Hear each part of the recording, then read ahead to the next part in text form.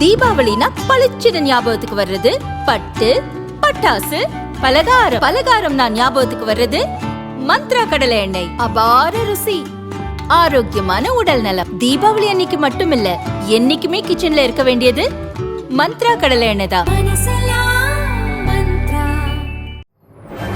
வணக்கம். செய்திச் சுருக்கம். அதிகார துஷ்பிரயோகத்தை நிறுத்திக் கொள்ள வேண்டும். திமுக அரசுக்கு அண்ணாமலை கண்டனம். திருப்பரங்குன்றம் மலையில் உள்ள தீபத்தூணில் தீபம் ஏற்றலாம் என்ற தனி நீதிபதியின் உத்தரவு செல்லும் என ஹைகோர்ட் மதுரை கிளை தீர்ப்பளித்துள்ளது. தனி நீதிபதி உத்தரவை எதிர்த்து மேல்முறையீடு செய்த திமுக அரசின் மனு உள்ளிட்ட பிற மனுக்கள் தள்ளுபடி செய்யப்பட்டன. இந்த தீர்ப்பு பெருமகிழ்ச்சி அளிக்கிறது என தமிழக பாரதிய ஜனதா முன்னாள் தலைவர் அண்ணாமலை கூறியுள்ளார். திருப்பரங்குன்றம் மலையில் உள்ள தீபத்தூண் கோவிலுக்கே சொந்தமானது என்பதை கோர்ட் உறுதி செய்துள்ளது. சட்டம் ஒழுங்கு என்ற போர்வையில் சமூகத்தில் பிரிவினையை ஏற்படுத்தும் திமுக அரசு மற்றும் அரசு அதிகாரிகளின் தன்னிச்சையான போக்கு மிக ஆபத்தானது என்றும், அரசியல் லாபத்திற்காக திமுக அரசு இத்தனை தூரம் தரம் தாழ்ந்து செல்லக்கூடாது என்றும் ஹைகோர்ட் கிளை எச்சரித்துள்ளது. இனியாவது திமுக அரசு அதிகார துஷ்பிரயோகத்தை நிறுத்திக் கொண்டு தீபத்தூணில் தீபம் ஏற்ற அனுமதி வழங்க வேண்டும் என்று வலியுறுத்தியுள்ளார். மத்திய இணையமைச்சர் எல் முருகன் ஹைகோர்ட் கிளையின் தீர்ப்பு தமிழக அரசுக்கும் இந்து சமய அறநிலையத்துறைக்கும் குட்டு வைக்கும் விதமாக உள்ளது என கூறியுள்ளார். முருக பக்தர்களின் உணர்விற்கு கிடைத்துள்ள மாபெரும் வெற்றி. தீபமேற்ற வலியுறுத்தி உயிரை மாய்த்து கொண்ட பூர்ணச்சந்திரன் தியாகத்திற்கு உரிய நீதியை கோர்ட் வழங்கியுள்ளது. இனியாவது திமுக அரசு ஆட்சி அதிகாரத்தை தவறாக பயன்படுத்துவதை விடுத்து தீபத்தூணில் கார்த்திகை தீபம் ஏற்ற வேண்டும் என கூறியுள்ளார். திமுக ஆட்சியில் ரூபாய் 4 லட்சம் கோடி ஊழல், கவர்னரிடம் பழனிசாமி புகார். சென்னை லோக்பவனில் கவர்னர் ரவியை அதிமுக பொதுச் செயலாளர் பழனிசாமி சந்தித்து மனு அளித்தார். திமுக ஆட்சியில் ரூபாய் 4 லட்சம் கோடி அளவுக்கு ஊழல் நடந்துள்ளதாகவும், இது பற்றி விசாரிக்க ஓய்வு பெற்ற சுப்ரீம் கோர்ட் நீதிபதி தலைமையில் விசாரணை கமிஷன் அமைக்க வேண்டும் என்றும் வலியுறுத்தினார். பின்னர் செய்தியாளர்களை சந்தித்த அவர், ஊழல் செய்வதை தவிர திமுக அரசு தமிழக மக்களுக்கு எந்த நன்மையையும் செய்யவில்லை என்றார். ஊழல் செய்வதை தவிர இவர்கள் தமிழக மக்களுக்கு எந்த நன்மையும் செய்யவில்லை. விஞ்ஞான முறையில் ஊழல் செய்யக்கூடிய கட்சி திராவிட முன்னேற்ற கழக கட்சி. அந்த வகையில் அரசின் பல்வேறு துறைகளில் மிக அதிக அளவில் ஊழல் செய்து தமிழக மக்களை அதிர்ச்சிக்குள்ளாகி இருக்கிறது என்பதை இந்த நேரத்தில் மேதவாளர் இருக்கவர்களுக்கு சுட்டிக்காட்டுகின்றோம். இந்த அரசாங்கமே கண்டுபிடிச்சு அதுக்கு ஒரு குழு போய் ஆய்வு செய்து முறைகேடு நடந்தது உண்மை என்று அரசுக்கு அறிக்கை தாக்கல் செய்யப்பட்ட பிறகு இதுவரைக்கும் என்ன நடவடிக்கை எடுத்திருக்குது? அது யாருடைய மருத்துவமனை?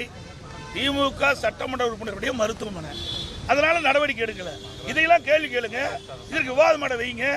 ஒரு தயவு செய்து ஊடக நண்பர்கள், பத்திரிகை நண்பர்கள், ஒரு டிவியாவது ஒரு தொலைக்காட்சியாவது இந்த கிட்னி முறைகேடு நடந்தது விவாதம் பண்ண வச்சிங்களா? எங்க தும்புனா அண்ணா திமுக தும்புனா விவாதம் பண்ண வைக்கிறீங்க, இரும்புனா விவாதம் பண்ண வைக்கிறீங்க. இவ்வளவு பெரிய நிகழ்வு தமிழகத்திலே நடைபெற்றிருக்குது. ஒரு கொடுமையான நிகழ்வு. வறுமையை பயன்படுத்தி பணத்தாசை காட்டி அந்த ஏழைகள் இருந்து இந்த கிட்னி முறைகேடு இருக்குது, கிட்னி திருடி இருக்காங்களே, இதுக்கு என்ன நடவடிக்கை இந்த அரசு எடுத்து? இன்றைக்கு மகாராஷ்டிரா அரசாங்கம் நடவடிக்கை எடுத்திருக்கு. அப்படி தமிழ்நாடு அரசு என்ன நடவடிக்கை எடுத்திருக்கு? இந்த முதலமைச்சர் என்ன நடவடிக்கை எடுத்திருக்காங்க? சரி, எப்பாவது கொடுக்குறீங்களே, எதற்காக கொடுக்குறீங்க? நடைபெறுகின்ற தேர்தலில் இந்த மாணவருடைய வாக்கு தேவை. அதற்கு தான் இந்த லேப்டாப் கொடுக்குறாங்க ஒழிய மாணவன் நலனுக்காக கொடுக்கல, மாணவனுக்கு நன்மை கிடைப்பதற்காக கொடுக்கல.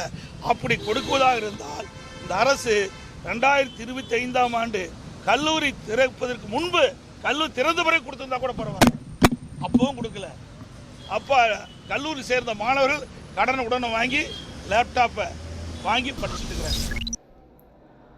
பொங்கலுக்கு சொந்த ஊர் செல்ல 34,000 பஸ்கள் இயக்கம், போக்குவரத்து நெரிசலை தவிர்க்கவும் நடவடிக்கை. பொங்கல் பண்டிகையை முன்னிட்டு பொதுமக்கள் தங்கள் சொந்த ஊர்களுக்கு செல்ல வசதியாக தமிழகத்தின் பல்வேறு பகுதிகளுக்கு இடையே மொத்தம் 35,000 பஸ்கள் இயக்க அரசு நடவடிக்கை எடுத்துள்ளதாக போக்குவரத்து அமைச்சர் சிவசங்கர் கூறினார். பல்வேறு வகையிலான முன்பதிவு வசதிகளை பயன்படுத்தி மக்கள் சிரமப்படாமல் பொங்கல் பண்டிகையை தங்கள் சொந்த ஊர்களில் கொண்டாடலாம் எனவும் அமைச்சர் கூறினார். 12ஆம் தேதி டில்லியில் ஆஜராகணும். சிபிஐ வளையத்தில் வந்தார் விஜய். கிளைமாக்ஸை எட்டிய முக்கிய விசாரணை.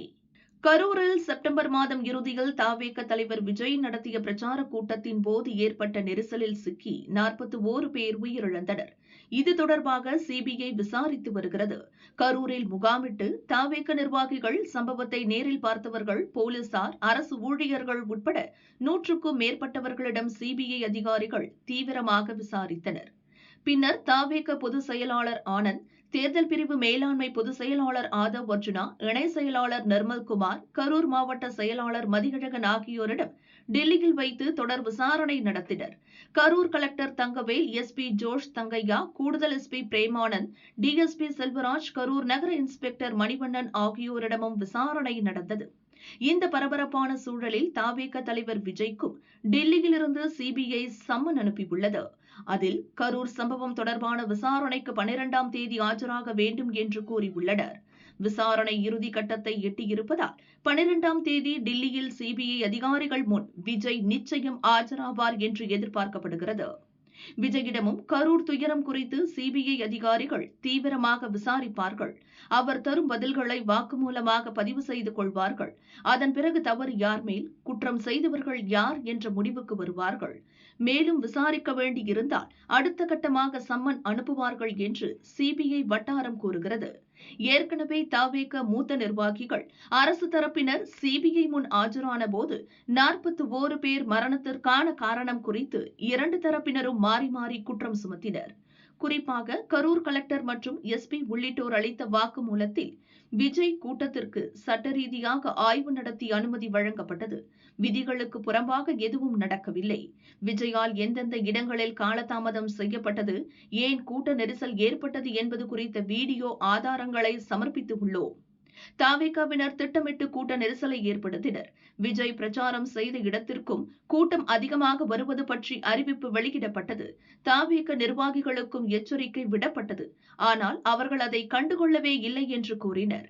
அதே நேரம் மக்கள் கூட்டம் அதிகமாக இருந்த போதிலும் போலீசாரின் சந்தேகத்திற்குரிய நடவடிக்கைகளே 41 பேரின் உயிரிழப்பிற்கு காரணம் என்று தவேக நிர்வாகிகள் வாக்குமூலம் அளித்தனர். விஜய் பிரச்சார வாகனத்தில் பதிவாகி இருந்த சிசிடிவி காட்சிகள் மற்றும் போலீசார் எந்த இடத்தில் எல்லாம் அலட்சியமாக செயல்பட்டனர் என்பது குறித்த வீடியோ ஆதாரங்களையும் தவேகவினர் சமர்ப்பித்து இருப்பது குறிப்பிடத்தக்கது. ஹாஸ்பிட்டலில் சோனியா திடீர் அட்மிட். டில்லி காற்று மாசு காரணமா? டாக்டர்கள் கண்காணிப்பு. காங்கிரஸ் மூத்த தலைவர் சோனியாவுக்கு கடந்த 2 தினங்களாக உடல்நலக்குறைவு ஏற்பட்டது. அதைத் தொடர்ந்து டில்லியில் உள்ள சர் கங்காராம் அரசு மருத்துவமனையில் அவர் அட்மிட் செய்யப்பட்டார். கடந்த சில நாட்களாகவே சோனியா தொடர் இருமலால் அவதிப்பட்டார். டாக்டர்கள் அறிவுறுத்தலின் பேரில் வீட்டிலேயே சிகிச்சை எடுத்து வந்தார். ஆனாலும் இருமல் குறையவில்லை. கடந்த 2 நாட்களாக இருமல் அதிகரிக்க துவங்கியது. லேசாக காய்ச்சலும் அடித்ததாக கூறப்படுகிறது. அதைத் தொடர்ந்தே அவரை ஹாஸ்பிட்டலில் அட்மிட் செய்ய குடும்ப டாக்டர்கள் முடிவு செய்தனர் என காங்கிரஸ் வட்டாரங்கள் தெரிவிக்கின்றன. சோனியாவுக்கு டாக்டர்கள் அனைத்து விதமான பரிசோதனைகளையும் எடுத்து வருகின்றனர். சில பரிசோதனை முடிவுகள் வெளிவந்த நிலையில் சில நாள் மருத்துவமனையில் இருந்து சிகிச்சை பெறுமாறு டாக்டர்கள் அறிவுறுத்தியுள்ளதாக தெரிகிறது. நெஞ்சக சிகிச்சை நிபுணர் தலைமையிலான மருத்துவக் குழு அவரது உடல்நிலையை தொடர்ந்து கண்காணித்து வருகிறது. டில்லி உள்ளிட்ட வட மாநிலங்களில் கடந்த சில நாட்களாக கடும் பனிப்பொழிவு காணப்படுகிறது. காற்றின் தரமும் முன்னெப்போதும் இல்லாத அளவுக்கு டில்லியில் மிக மோசமாக உள்ளது. இப்படிப்பட்ட சூழல் நிலவும் போது சோனியா ரெகுலராக மருத்துவ பரிசோதனைகள் செய்து கொள்வது அவசியம் எனவும் ராகுல் மற்றும் பிரியங்காவிடம் டாக்டர்கள் கூறியதாக மருத்துவமனை வட்டாரங்கள் தெரிவித்தன. சோனியா உடல் நலனில் பெரிய பிரச்சினை ஏதும் இல்லை. அதனால் சில நாள் சிகிச்சைக்கு பிறகு அவர் டிஸ்சார்ஜ் செய்யப்படுவார் எனவும் தகவல்கள் தெரிவிக்கின்றன. ஆனாலும் சோனியா மருத்துவமனையில் அட்மிட் ஆனது காங்கிரசார் மத்தியில் பரபரப்பை ஏற்படுத்தியுள்ளது. சோனியாவுக்கு 79 வயதாகிறது. டில்லியில் காற்று மிக மோசமாக மாசுபட்டு வருவதால் இருமல், மூச்சு திணறல் போன்ற நுரையீரல் பிரச்சினைகளாலும் தலைவலி, உடல் சோர்வு போன்ற பிரச்சினைகளாலும் டில்லி மக்கள் பாதிக்கப்படுவது அதிகரித்து வருவதாக மருத்துவ நிபுணர்கள் தெரிவிக்கின்றனர். 3 நாட்கள் அடித்து ஊற்றும் கனமழை. 22 மாவட்டத்துக்கு பரந்த எச்சரிக்கை. லிஸ்டில் எந்தெந்த ஊர்? முக்கிய வானிலை அப்டேட். தமிழகத்தில் நீண்ட இடைவெளிக்கு பிறகு மீண்டும் கனமழை எச்சரிக்கையை சென்னை வானிலை மையம் விடுத்துள்ளது. அதன் அறிக்கை: பூமத்திய ரேகையையொட்டிய இந்திய பெருங்கடல் மற்றும் தெற்கு வங்கக்கடலின் மத்திய பகுதிகளில் வளிமண்டல மேலடுக்கு சுழற்சி நிலவி வந்தது.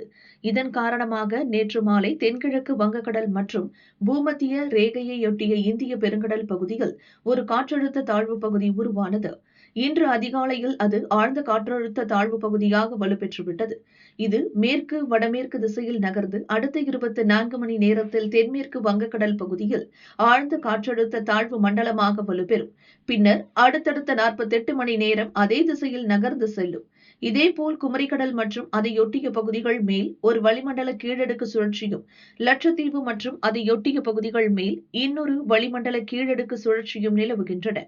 இந்த வானிலை மாற்றங்கள் காரணமாக தமிழகம் மற்றும் புதுச்சேரியில் இன்று பரவலாக மிதமான மழை பெய்யக்கூடும். நாளை மற்றும் நாளை மறுநாள் கடலோர தமிழகம், புதுச்சேரி மற்றும் காரைக்கால் பகுதிகளில் மிதமான மழைக்கு வாய்ப்பு உள்ளது. 9ஆம் தேதியை பொறுத்தவரை மயிலாடுதுறை, நாகப்பட்டினம், தஞ்சாவூர், திருவாரூர், புதுக்கோட்டை மற்றும் காரைக்காலுக்கு மிக கனமழைக்கான ஆரஞ்ச் அலர்ட் விடுக்கப்பட்டுள்ளது. ராமநாதபுரம், சிவகங்கை, திருச்சி, அரியலூர், கடலூர், விழுப்புரம், செங்கல்பட்டு மற்றும் புதுச்சேரியில் கனமழைக்கான மஞ்சள் அலர்ட் விடுக்கப்பட்டுள்ளது. 10ஆம் தேதி கடலூர், விழுப்புரம், செங்கல்பட்டு, புதுச்சேரியில் மிக கனமழைக்கான ஆரஞ்ச் அலர்ட்டும், மயிலாடுதுறை, நாகப்பட்டினம், தஞ்சாவூர், திருவாரூர், அரியலூர், பெரம்பலூர், கள்ளக்குறிச்சி, திருவண்ணாமலை, ராணிப்பேட்டை, காஞ்சிபுரம், திருவள்ளூர், சென்னை மற்றும் காரைக்காலில் கனமழைக்கான மஞ்சள் அலர்ட்டும் விடுக்கப்பட்டுள்ளது. 11ஆம் தேதியை பொறுத்தவரை கடலூர், கள்ளக்குறிச்சி, விழுப்புரம், திருவண்ணாமலை, வேலூர், திருப்பத்தூர், ராணிப்பேட்டை, செங்கல்பட்டு, சென்னை, திருவள்ளூர், காஞ்சிபுரம் மற்றும் புதுச்சேரியில் கனமழைக்கான மஞ்சள் அலர்ட் விடுக்கப்பட்டுள்ளது. 12ஆம் தேதி தமிழகம் மற்றும் புதுச்சேரியில் மிதமான மழைக்கு வாய்ப்புள்ளது. சென்னையை பொறுத்தவரை அடுத்த 48 மணி நேரத்திற்கு வானம் ஓரளவு மேகமூட்டத்துடன் காணப்படும்.